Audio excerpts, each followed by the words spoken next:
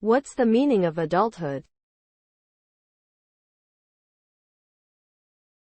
Adulthood.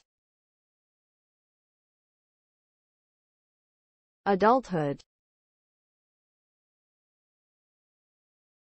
Adulthood. Adulthood.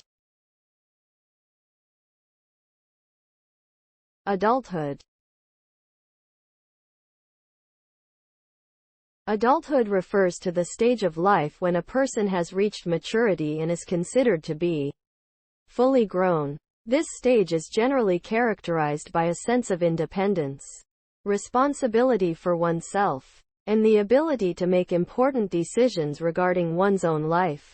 Often, adulthood is marked by significant milestones such as finishing education, starting a career, getting married, and having children. Overall, the concept of adulthood is closely tied to the idea of achieving personal and societal expectations for what it means to be a successful and responsible member of society.